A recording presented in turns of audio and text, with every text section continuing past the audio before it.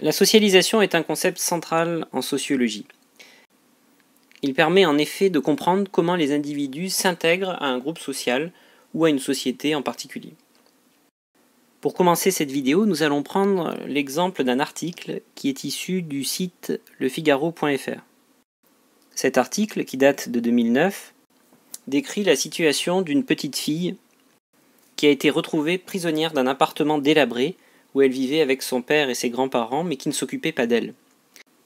Cette petite fille avait la particularité de s'exprimer en aboyant et en imitant le bruit des animaux avec lesquels elle avait vécu jusqu'à ses 5 ans. Elle était incapable d'agir et de communiquer comme un individu normal, entre guillemets, dans la société.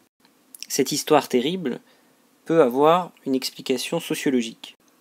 En effet, la petite fille qui a grandi à l'écart des autres humains, qui n'a pas été au contact des autres humains, ne se comporte absolument pas comme les autres humains et elle a tendance plutôt à adopter le comportement des animaux avec lesquels elle vivait.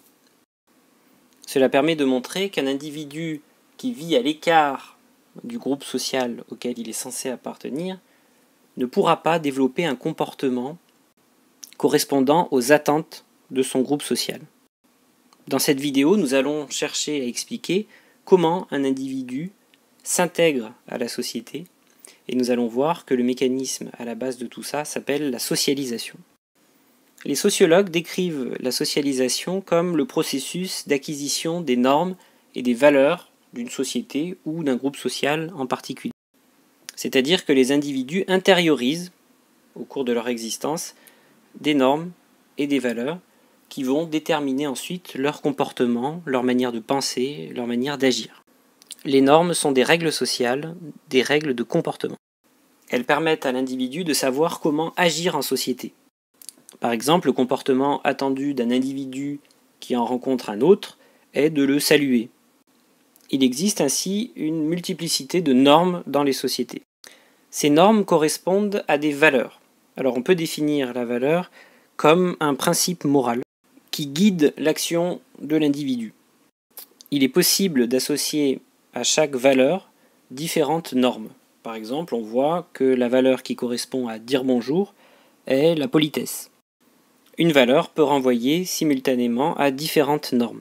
Par exemple, la politesse renvoie tout autant au fait de dire bonjour qu'au fait de vouvoyer, par exemple, quelqu'un qu'on ne connaît pas. Il est donc possible d'identifier dans chaque société humaine différentes valeurs qui renvoient à différentes normes sociales qui règlent le comportement des individus. Il est possible de remarquer que ces normes et ces valeurs varient selon les différents groupes sociaux ou les différentes sociétés. Par exemple, on voit que le fait de vouvoyer un inconnu est une norme qui existe en France, mais qui n'est pas valable dans d'autres pays, par exemple aux États-Unis. Il y a donc une variabilité des normes sociales selon les cultures. La dernière question qui reste posée est comment est-on socialisé ?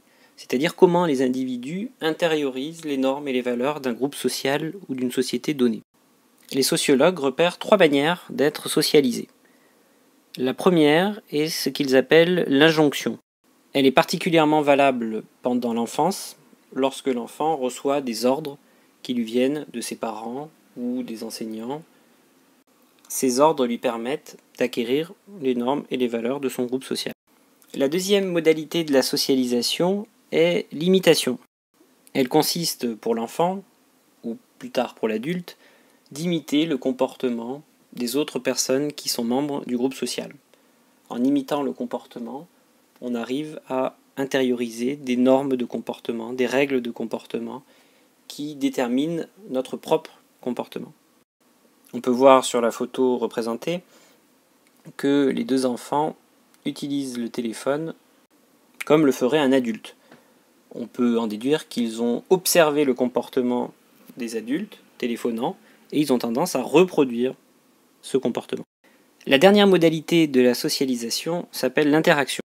C'est une modalité très importante de socialisation dans laquelle l'enfant ou l'individu qui est en train d'être socialisé interagit avec son environnement. C'est-à-dire qu'il interagit avec les objets, il interagit avec d'autres personnes et tout ceci lui permet d'acquérir des normes et des valeurs qui vont déterminer à son tour son comportement.